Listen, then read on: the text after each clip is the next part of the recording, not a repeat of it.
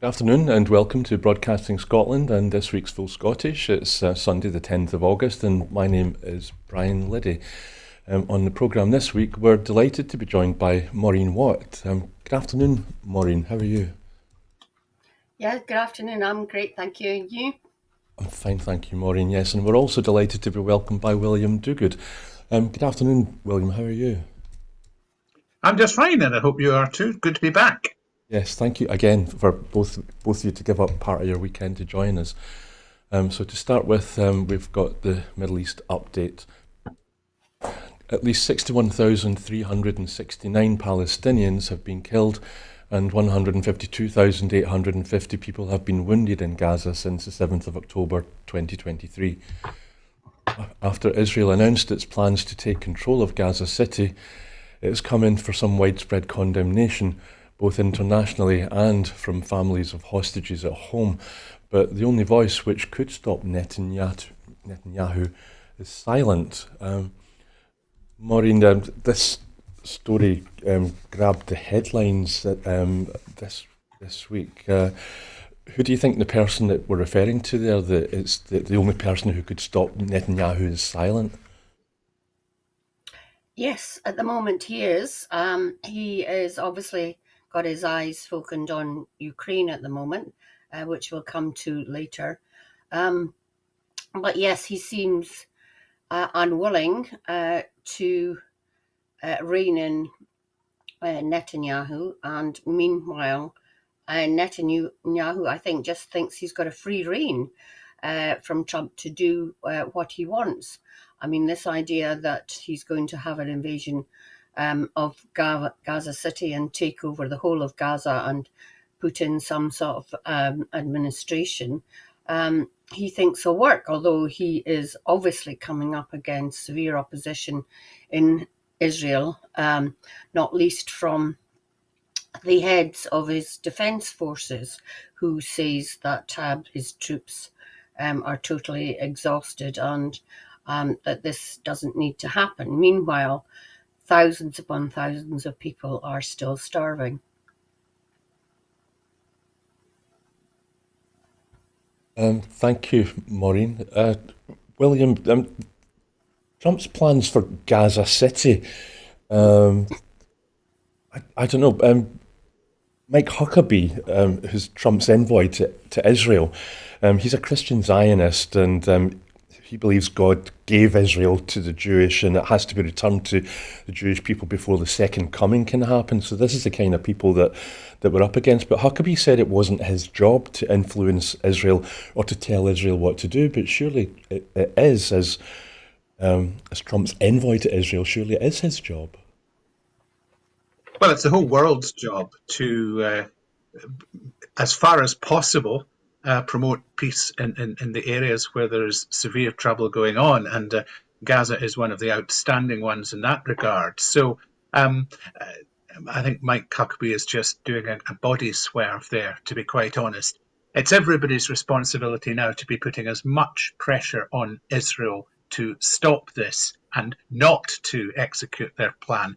There's probably a 2-month window before they could even put it into action. That's going to be 2 months of carnage, to be sure, but it is at some level an opportunity maybe to do something about it. And that's where other countries need to put pressure on to add to the pressure that's coming from sectors of society in Israel, and indeed, as Maureen said, from the military as well. It's quite evident that destroying Gaza is the only thing that's going to be the potential result of this. Occupation is going to be just horrifically difficult for them, so it will actually be easier for them to do the destruction, which is the thing nobody wants to see. And from the hostages' perspective, none of what Netanyahu has done really since the beginning of this has been anything likely to result in the hostages being freed. Only ceasefires have tended to free hostages.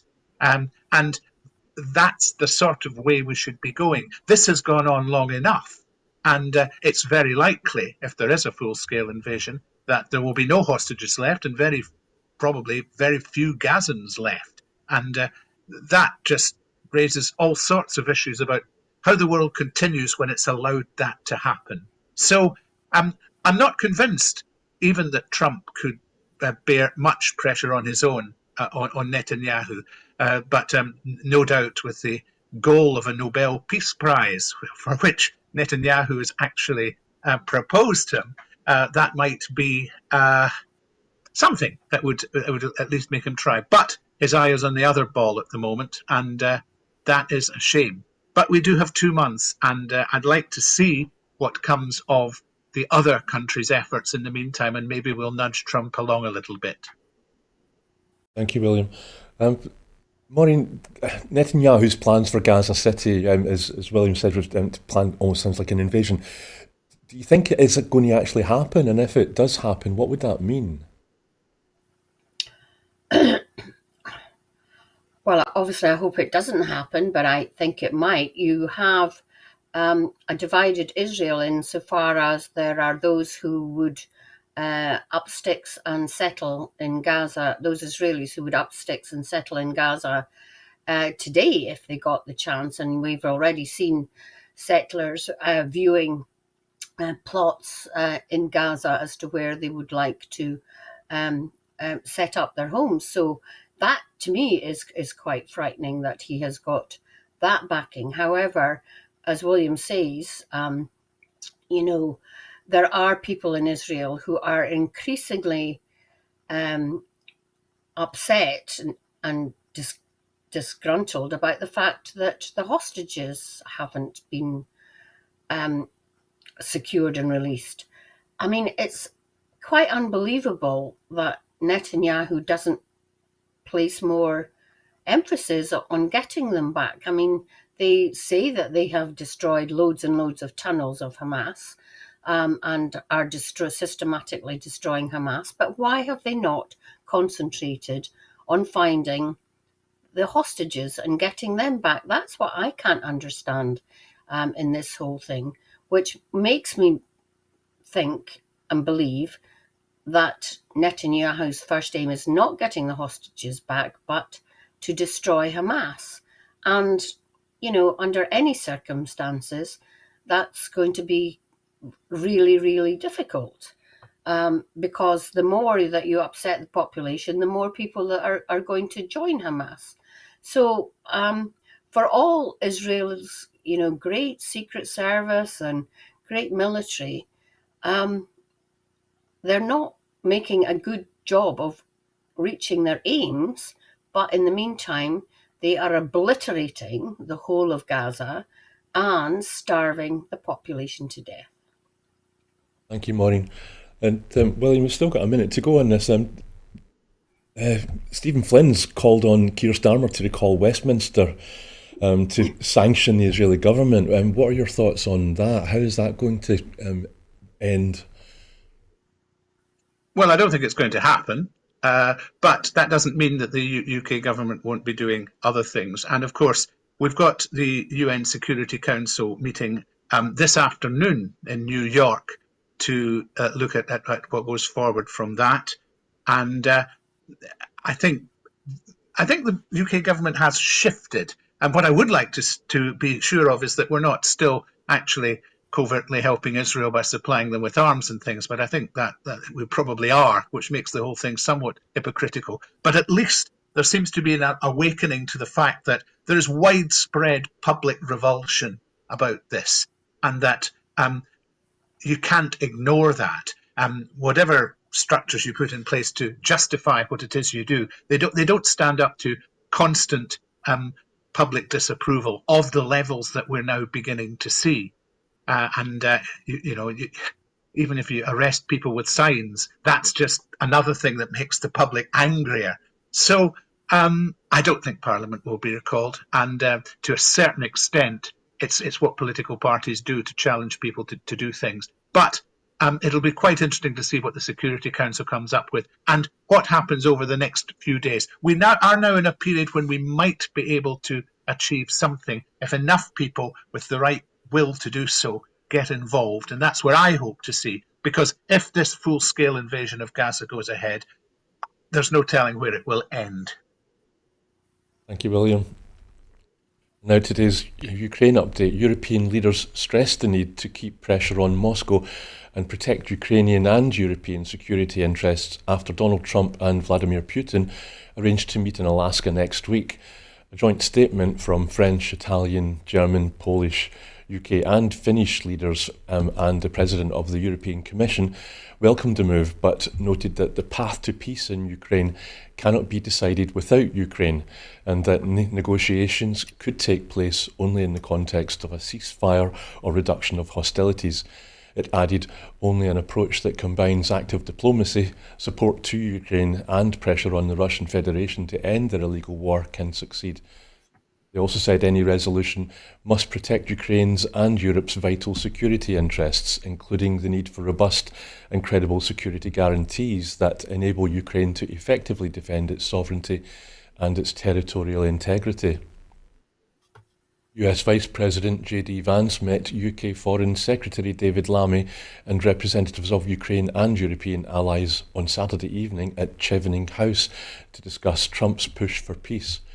A European official confirmed a counter-proposal was put forward by European representatives at the Chevening meeting, but declined to provide details. The Wall Street Journal said European officials had presented a counter-proposal that included demands that a ceasefire must take place before any other steps are taken, and that any territory exchange must be reciprocal, with firm security guarantees. Can't start a process by ceding territory in the middle of fighting, it quoted one European negotiator as saying. The White House did not immediately respond when asked about the Europeans' counter-proposals. On Saturday, Ukrainian President Volodymyr Zelensky rejected the idea that his country would give up land to end the war with Russia after Trump suggested a peace deal could include some swapping of territories. Zelensky said Ukraine will not give Russia any awards for what it has done, and that Ukrainians will not give their land to the occupier. Later, Zelensky called the Chevening meeting constructive. All their arguments were heard, he said in his evening address to Ukrainians. The path to peace for Ukraine should be determined together and only together with Ukraine. This is key. On Saturday, 2 people died and 16 were wounded when a Russian drone hit a minibus in the suburbs of the Ukrainian city of Kherson. 2 others died after a Russian drone struck their car in the Zaporizhzhia region. Ukraine's Air Force said it intercepted 16 of the 47 Russian drones launched overnight, while 31 drones hit targets across 15 locations. It also said it shot down one of the 2 missiles Russia deployed. Russia's defense ministry said its air defences shot down 97 Ukrainian drones over Russia and the Black Sea overnight, and 21 more on Saturday morning. William, do you think, is this starting to look as if it is going to be acting about Ukraine without Ukraine in Alaska next week, or is that going to be the way forward? Well, we had better stand up to it if it does. You never know with Donald Trump, and I'm not always sure that he's totally in control of the things he's saying, but certainly, despite showing occasional annoyance with Putin over the last few weeks, there's all sorts of symbolism involved in inviting him to Alaska for talks that's very specifically don't involve Zelensky at this stage. There's the fact that Alaska used to be Russian territory up till 1867. There's the fact that it's pretty well only 55 miles away from Russia itself. And of course, there's always the important thing that the US isn't a party to the ICC, the International Criminal Court. So Putin can travel there without fear of arrest. And that's all very friendly and nice optics for Putin. Trump can paint himself as the gracious host all he likes, but Putin's really getting the silver service here to a certain extent. So it's perfectly possible that much of the discussion is going to be about how the war can be ended, not necessarily in Ukraine's terms. And that's unfortunate, because absolutely there can be no peace without Ukraine involved. I would very much question what Trump has already said, about the exchange and swapping of territories, because I'm not quite sure how that works when one party has actually got the majority of territory from the other. That might be in question. Ukraine really hasn't secured any part of Russia that they could swap back, and therefore it's going to be ultimately, no matter how you cut it, a case of Ukraine giving stuff up, which Zelensky will never want to do. So that's going to be a very, very difficult sticking point. The only thing that's going to work at this stage is some sort of reasonable length, a ceasefire where we can talk about these things a wee bit more. And Donald Tusk seems quite optimistic about that. Trump, of course, will be very optimistic about it because he thinks he can stop things in a day. But Donald Tusk might be sort of broker of reality that I'm more interested in hearing from at this stage, I think. Thank you, William. Maureen, do you think that Zelensky's famous call that there should be nothing about Ukraine without Ukraine, is it going to be breached? Well, I think Donald Trump would have wanted it to be breached. I think he would have thought that he could reach a deal with Putin without Zelensky being there, which of course is absolute madness. So obviously some of his advisors have said, well, you would be better not to do that. And Zelensky is hopefully going to be there. I mean, I think it's ridiculous thinking that you can talk about any peace deal without one of the partners or one of the participants being there. I think Zelensky should go further. I think he should have somebody from the European Union there. I mean, it might be, I was thinking of Ursula von der Leyen, but, it could be, as William says, Donald Tusk, who's been high up in Europe and could be there with Zelensky to see that all of Europe, to show that all of Europe is involved in this, because large parts of Europe feel threatened by Putin, and not just, the former Eastern European countries, but also Scandinavia, for example. So all eyes obviously are going to be on Alaska and what happens there. I think William is absolutely right that the first thing that should happen is that there should be a ceasefire, and for quite a long time, so that, things can calm down and can be seen in a calm situation. I think, people say that Zelensky doesn't want to cede territory. Of course he doesn't, but it's in the constitution of Ukraine that you cannot cede territory. So how is that going to work? I mean, I was thinking, if there is a swap of territory, might Ukraine get Crimea back, and, Putin gets a couple of the provinces or the regions of Ukraine. But Zelensky is not going to go into any talks with the idea of ceding territory, because he can't, according to the constitution. So while Trump's main focus is getting a deal and getting peace because he wants the Nobel Peace Prize, reality surely has got to kick in at some point. And the fact that we see this love-in between Lamy and Vance, I mean, hopefully, that is bringing about some serious conversation which is being fed back to Trump. So we'll await and see what happens this week. Thank you, Maureen. You mentioned the meeting between Vance and Lamy. Did you see the photographs that came out of that? What did you think of them? I saw the one about fishing. I mean, this is how diplomacy's got to work in the Trump era, and I don't know how many lips are bitten and how many tongues are bitten, and how many people have got sore tongues and lips because they've got to, really give up a lot of their principles when they're dealing with Trump. But, he is leader of the free world, God help us. And as I say, this is the era in which a completely different kind of diplomacy seems to work. But if it works, fine. I mean, the US president and his team's love of UK seems to be, obviously something that that can be worked on, and if it brings about a better regime in terms of tariffs, and that Vance is hearing different voices, hopefully, then surely it's all to the good. Thank you, Maureen. So this week we marked 80 years since the atom bombs were dropped on Hiroshima and Nagasaki. Russia this week also announced it was withdrawing from the 1987 Intermediate Range Nuclear Forces Treaty, or the INF. Around 140,000 people died in Hiroshima on August the 6th, 1945, and 74,000 in Nagasaki 3 days later, when the United States dropped atomic bombs on 2 Japanese cities days before the end of World War II.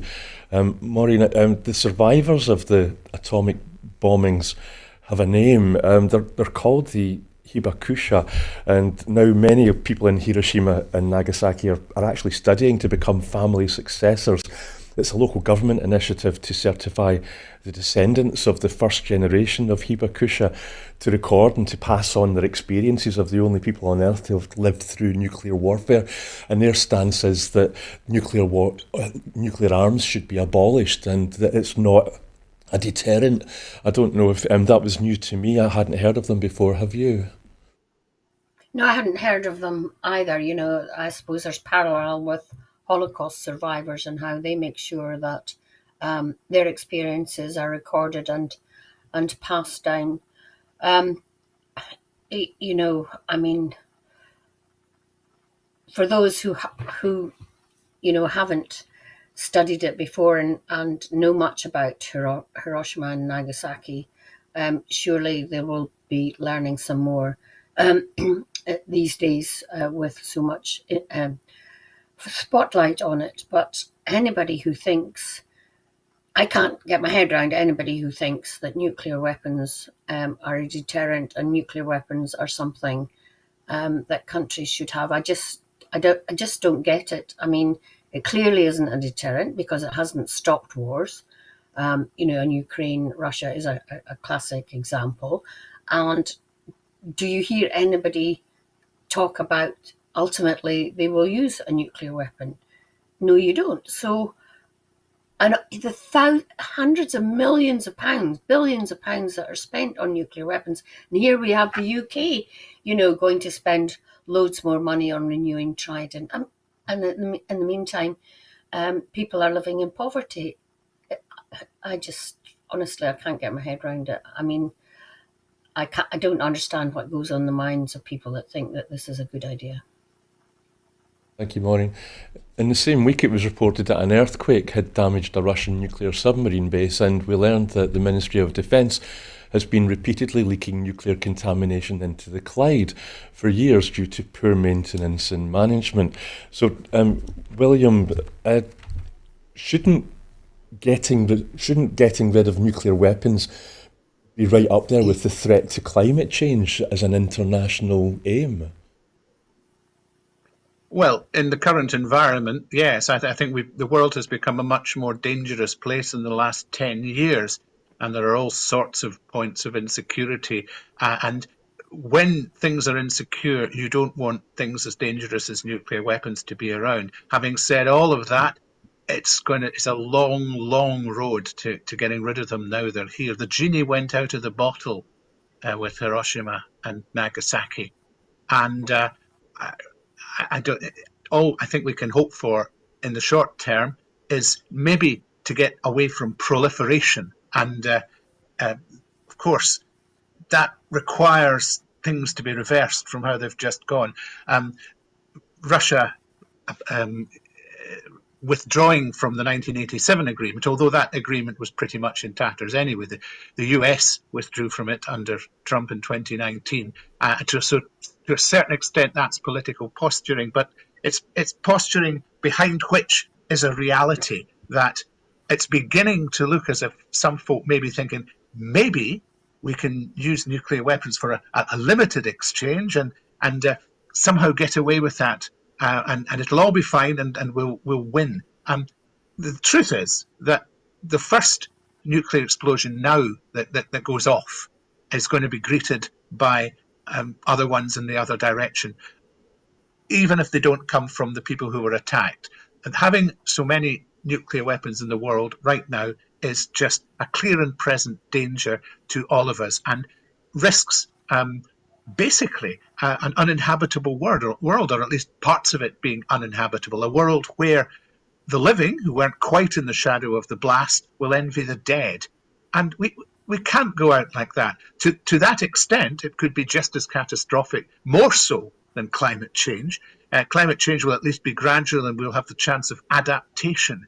There's no adaptation from a full-scale nuclear war. Even 2 or 3 nuclear bombs going off in wherever is basically the beginning of the end for humanity as we know it, I would think, and for many other species as well. And we really need to be talking now about how can we cut this back? How can we get to a situation again that perhaps Reagan and Gorbachev were at when they agreed the 1987 pact, and things began to get better. They're starting to get worse now. And not only that, we don't really have eyes on how much worse they're getting in terms of proliferation. So it's a worrying time.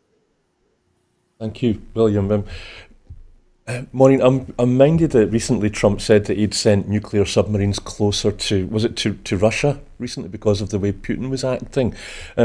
Whereabouts does that fit in here? Yes, we heard that he had sent them. I don't know whether it was, up over the top of Finland or whether it was in the Bering Strait. We don't actually know, do we? And we heard he'd sent them, and then we've heard nothing else. So, whether that was just one of his clever ideas and gestures, I don't know. But and I wouldn't trust Putin or Trump with the nuclear button. So, yeah, I think it's all very worrying, and it's another example of how we've moved from the post-war era to a pre-war era, which in itself is frightening. Thank you, Maureen. And William, nuclear submarines on the Clyde, these leaks that we've been hearing about, isn't this another argument in favour of Scottish independence? Well, only if with Scottish independence we do something about the subs. But yes, because we're not going to get rid of the nuclear subs without independence. So that's the short answer. The longer answer is that it's quite ridiculous that it took 6 years to find out what had been going on. It's actually quite important if you have leaks of radioactive material into Loch Long or any other waters.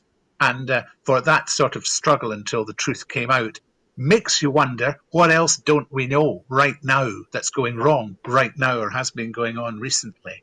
So, yeah, independence is just the start of all sorts of things for Scotland. It's not the panacea. It's the thing that gets us into the room where we can actually start to act like a grown-up country and look after all of our people.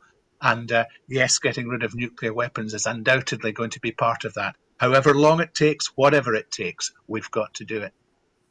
Thank you, William. Maureen, we've still got a minute on this topic. Is there anything that you'd like to add before we move on?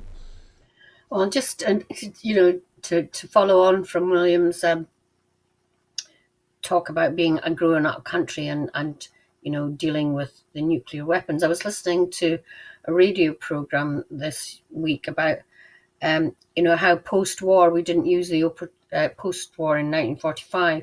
Britain didn't use the opportunity to change the way of government and become a modern, grown-up country to fit the new post-war era, and they were still stuck.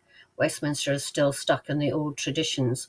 And I think now, we really do see that Westminster is not fit for purpose, and Britain is a failing state for all sorts of reasons, where it's economic, social, immigration, you name it. Britain is not coping with the problems that it faces.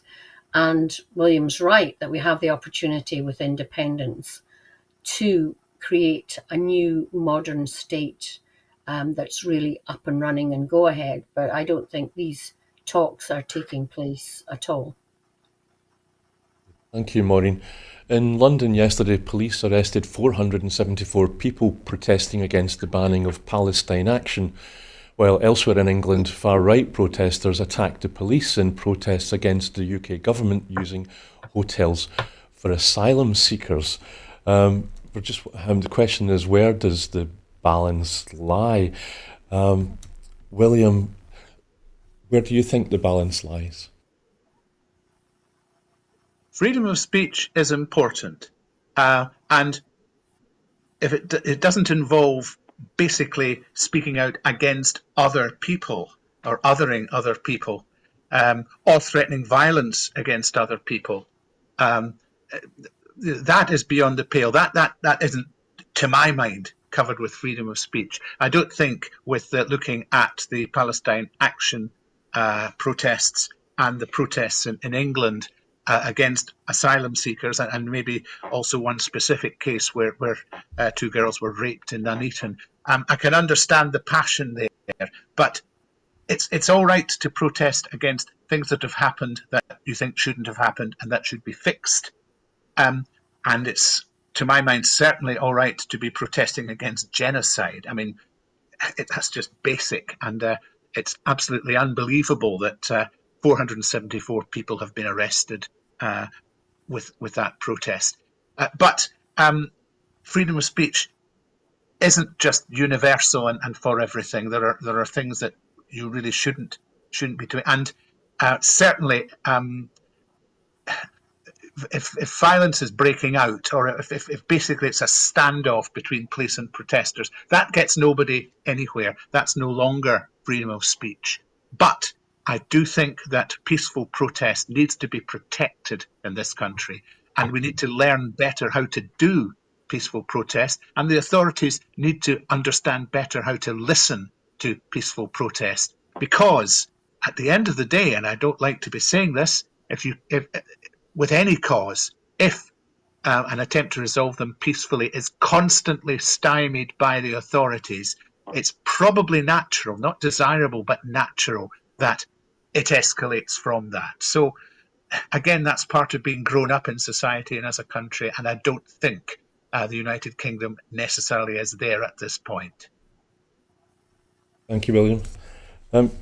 Maureen, this is all basically because the Home Secretary, Yvette Cooper, brought in proscription against Palestine action, which is why this week we've seen 80-year-olds being arrested simply for holding a piece of cardboard with a word written on it. Can you see it getting so bad that even people that put up a Palestinian flag in their window are going to be getting the police trapping on their door? Well, good heavens, it could. Hopefully, it doesn't come to that, but.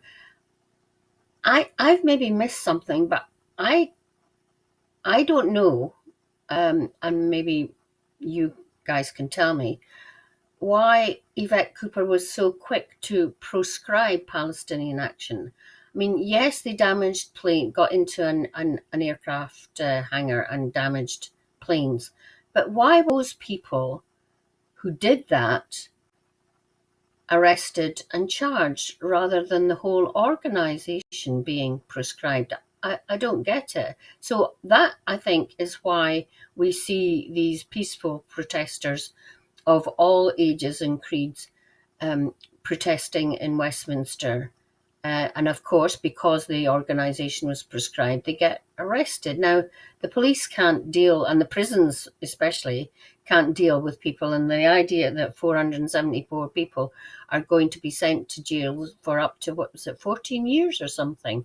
I mean, it's just utter madness. It seems to me that Yvette Cooper and the Labour government haven't thought this through either. So I think in this case, prescription was a really bad idea. The other part of this segment, of course, is the far-right demonstrations. Now, this, to me, is being whipped up by Reform, and they are just then sitting back and watching everything that happens.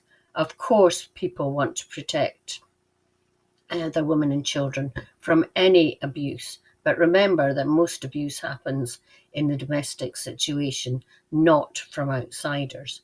So I think this is something that Reform are latching onto and encouraging.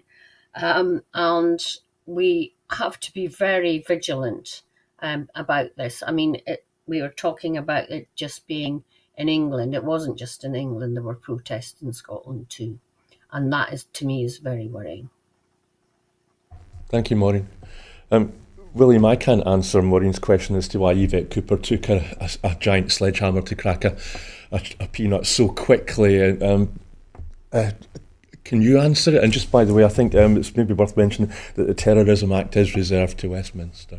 But why did she do it?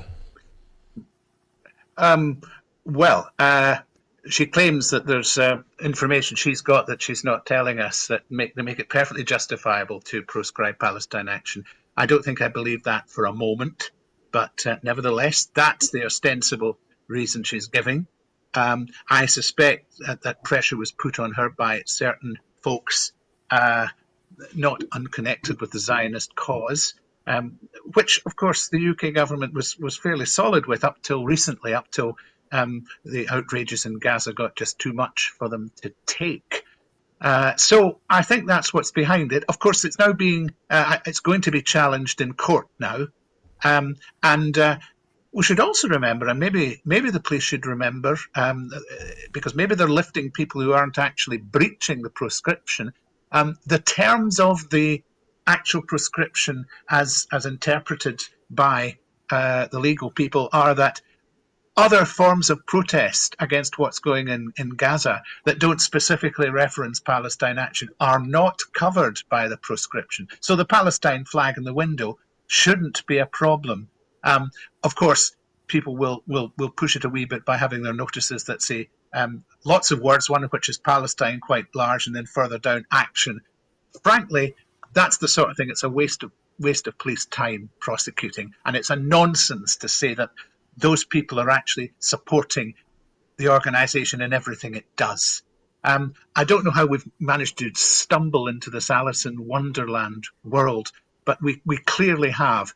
And it'll be very interesting to see how the challenge to the prescription in court goes. I hope we can be sensible about it, because it's not a good look at the same time as the government is beginning to speak out against what's going on in Gaza and the starvation at the very least, and the plans that Netanyahu has got. And then for 474 arrests to happen at a protest against that very thing. It makes no sense, and it makes the government look stupid. Thank you, But William. it's only coming out now. Sorry, it's only coming out now to protest against Gaza because of the protest that are happening. The UK government would go along with Trump on Israel if it wasn't for the protests happening, and particularly for MPs coming out against their own government. And they're coming out against their own government because they're hearing it in their constituencies. So it's only, in my view, because of a groundswell of public opinion against Israel and pro-Gaza and pro the Palestinians that the UK government is beginning to shift. No other reason. Yeah, and Sean Clerkin fell foul of this a couple of weeks ago. I think he was arrested for holding a bit of cardboard with the word Palestine written on it. But William, you mentioned about how it's not a good look. Volker Turk, the UN High Commissioner for Human Rights, has described the move as a disturbing misuse of UK counter-terrorism legislation. The decision appears disproportionate and unnecessary, he said. I mean, Maureen, we've only got about a minute left on this, but so, to follow on from William's comment about how it's a bad look, how can it be improved? I don't know. Well, I mean, I don't, like William said a few minutes back, I don't think the Westminster will be recalled to discuss this, because obviously it's an ongoing problem that can probably wait till after recess. But it's not something that's going to go away. And as long as people are seeing pictures of starving children and having to live in ruins on their tellies, then they're going to continue to protest against the UK government's blind support of the US on this. So it's not something that is going to fall off Stammer's desk of worries anytime soon. Thank you, Maureen. On Tuesday, Results Day showed that the number of students achieving passes at National 5, higher and advanced higher levels, as well as in vocational and technical courses, increased across Scotland, and record numbers of 18-year-olds from Scotland's most deprived areas secured places at university. And yet it was still being reported as a failure by the media in Scotland. Maureen, I think it's your turn to go first on this one. I've got a couple of examples here if you want. The Guardian headline read Scottish ministers were criticised for slow progress in exam passes for poorer students. The attainment gap between pupils from wealthy and deprived areas is only slightly closes only slightly despite being the SNP's core mission. Meanwhile, in the National, they said attainment level for Scottish youngsters increases as pass rates are going up. Record numbers of young Scots are headed to university after the Scottish Qualifications Authority announced these figures. Who's telling the truth here, or is it just a matter of perspective? Well, of course, the UK and its press are always going to talk down Scotland, especially if we're doing something better than in England. I mean, before the exam results, the focus was on water, wasn't it? And they got the UK government and its allies in the UK media got that very wrong, although they still haven't apologised for it. I mean, I congratulate all the kids for their hard work and the teachers who have taught them and supported them throughout. And yes, there's an increase, and yes, it is a slight increase, but we're talking about exam results where most children leave school with qualifications that can get them into work apprenticeships, into colleges or universities, and that's to be welcomed. And we are narrowing the gap and widening access. And as you said, more Scottish children than ever before have got university places. So it takes a lot to get the dial to move up and to get increases, but it's due to the hard work, as I say, of teachers and parents and the pupils themselves. And I think that they've got to be congratulated. It's those who keep calling the NHS bad while those working in that profession are working their socks off.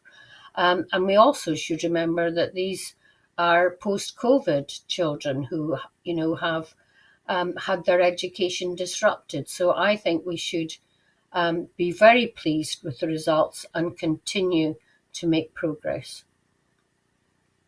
Thank you, Maureen. So William, how do you account for the mismatch between the headlines? Do you think has free university fees got something to do with this, perhaps, or? Well, I agree totally with Maureen about there is an impetus within the media constantly to do Scotland down, and in no case can Scotland be seen to be doing better than England at anything without there being a but coming in. And this is exactly what you're getting here.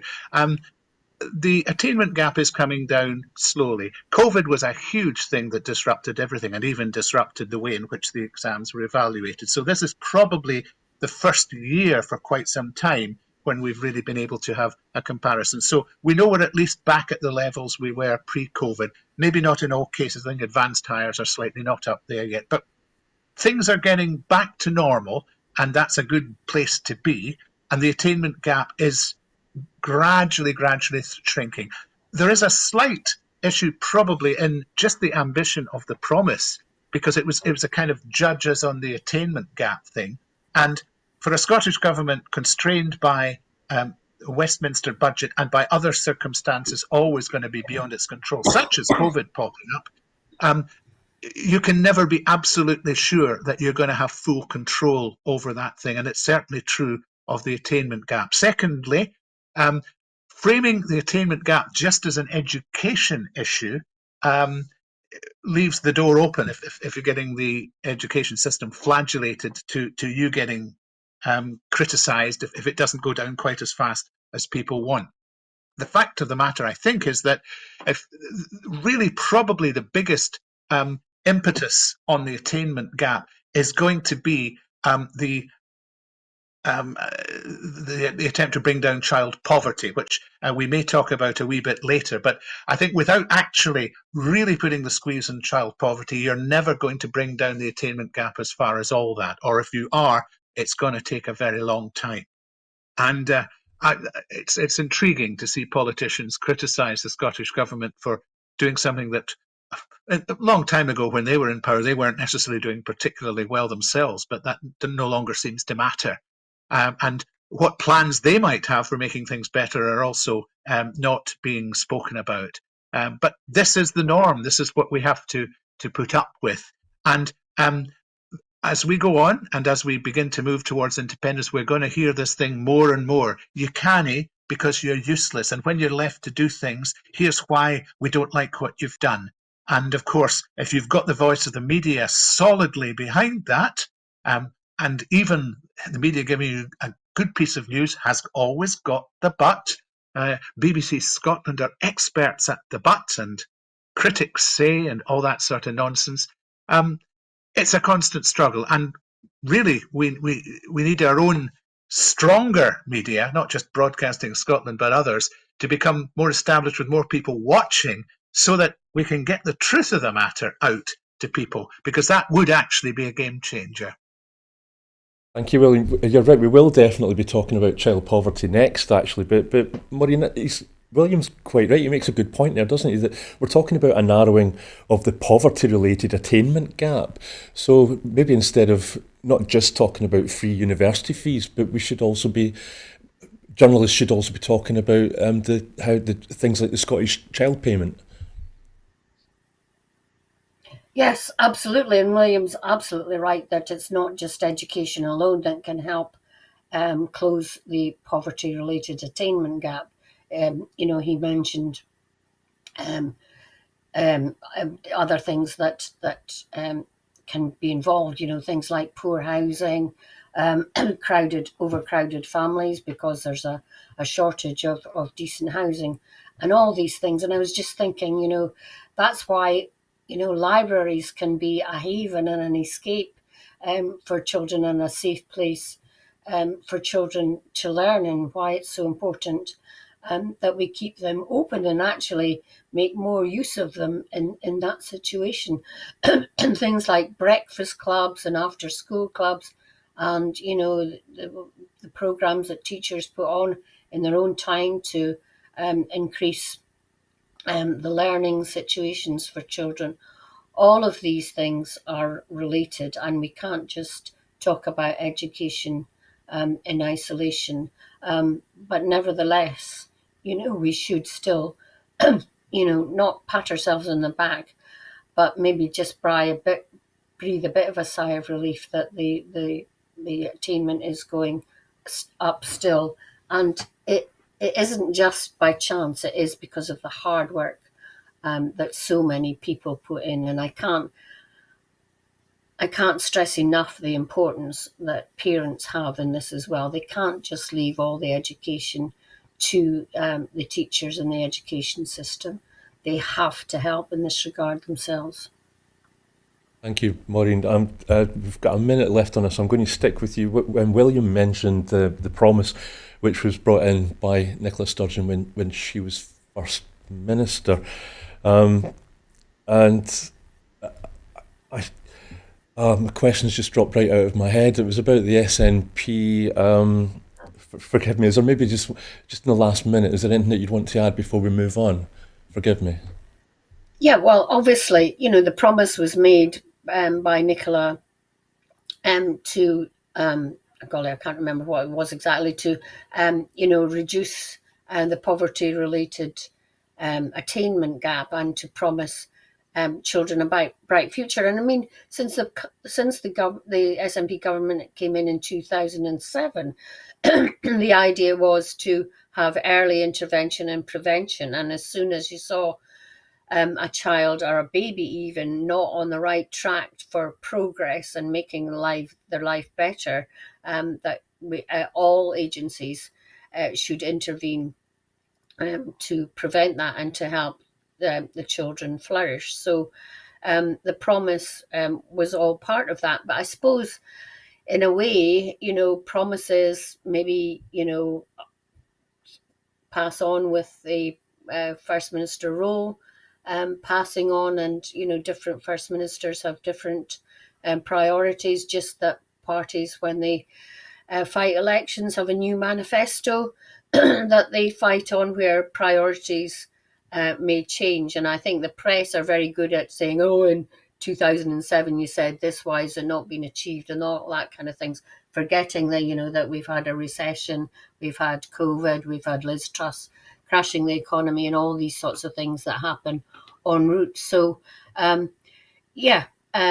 the direction of travel is still in the right direction to make sure that all children reach their full potential. Thank you, Maureen. It was, I think the expression was getting it right for every child, and the question I was Perfect, going to, it was going to be about how I think Nicola Sturgeon said she would close the attainment gap by 2026, and we're not there yet, and yet the Scottish Government's getting brickbats for it. But we'd best move on. As the cost of living crisis hits the poorest families the hardest, the SNP are calling on the UK Government to match the Scottish child payment across the UK. And then earlier this week, Gordon Brown, he added to the pressure on the Labour government to finally act. He said, without action to improve family incomes, the numbers will, on the government's own definition of poverty, rise to a wholly unacceptable 4.8 million children by 2029. Brown followed the SNP in calling for the UK government to tax the gambling industry to fund the scrapping of the two-child cap. William, is Gordon Brown right, or is he just opening his mouth and letting his belly rumble? Would I ever accuse somebody as august and wonderful as Gordon Brown of opening his mouth and letting his belly rumble? He's always intervening, which is there's been a Broon-tervention was one of the things we always used to say in many days at the Independent in the Hub. It was always at the top of the conversation.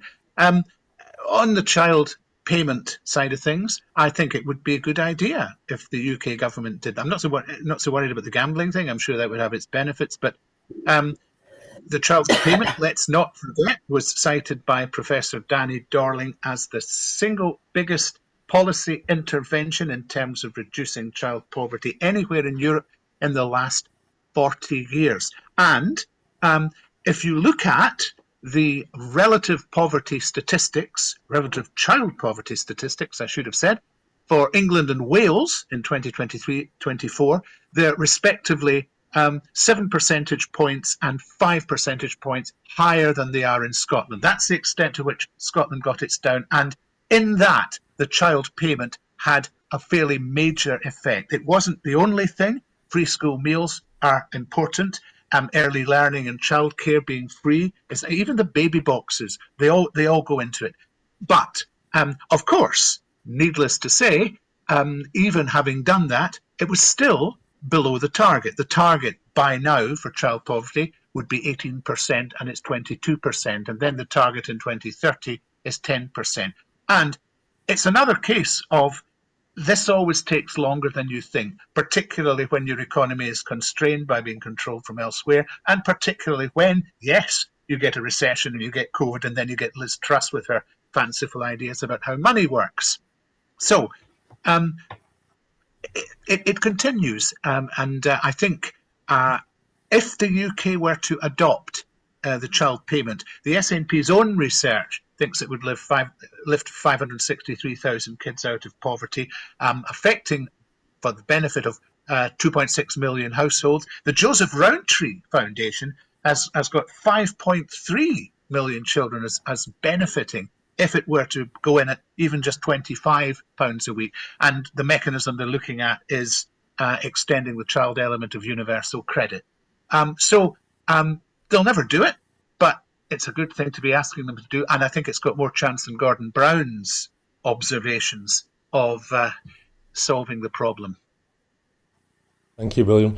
And Maureen, I hope you can forgive me because I know I'm being glib about a very serious topic, but was Gordon Brown right this week when he said that child poverty in Scotland is getting worse, or was he opening his mouth and letting his belly rumble? Well, I think I'd rather listen to William's statistics and his grasp of the statistics than Gordon Brown. But, William said that he didn't think it would ever happen. I mean, surely there is, again, a groundswell of opinion, particularly in the Labour backbenches, that this should happen. I mean, I think everybody thought when Labour came in that they would abolish the two-child cap, and of course they didn't. And I think this has rumbled on, since the election, and we've seen Labour MPs suspended from the party over it. Maybe I'm ever hopeful and ever the optimist, but surely I would have thought that the Labour government should really be considering this. And if it could be easily fixed with something like a tax on the gambling industry, surely that's not something that anybody apart from the gambling industry itself would complain about. So hopefully Rachel Reeves in her next budget deliberations is seriously looking at this. Thank you, Maureen. And so, William, will Sir Keir Starmer listen to Gordon Brown's intervention and raise a tax on gambling to shut down the two-child cap? Well, if that's how they propose to fund it, I mean, there may be other ways of funding it, but I'm really not sure, because they're looking at, in their view, a hell of a deficit at the moment. Now, there are economists who say this is a nonsense. Listen to Richard Murphy and the modern monetary theorists, and I tend to fall into that camp a little bit. So, I mean, the idea of the fiscal rules just constraining everything, it's a bit of a barrier. In Scotland, the child payment cost £405 million. So if you look at it pro rata for the UK, you'd be looking at £4.2 billion. But of course, that's not money you just hand out and it's gone. That actually gets spent on goods and services by the people who need it, and it helps to boost the economy, and so you get some of that back. Even in and of itself, I would say, however you fund it, that would be worth doing. I am, however, questioning whether Rachel Reeves, with some of which she's been saying and laying the groundwork for raising taxes even to pay for what they're doing now, in that context, I'm not sure it's coming soon, but it would be nice if it did. Thank you, William. And Maureen, do you think Sir Keir Starmer's listening to Gordon Brown? Does he have any influence there?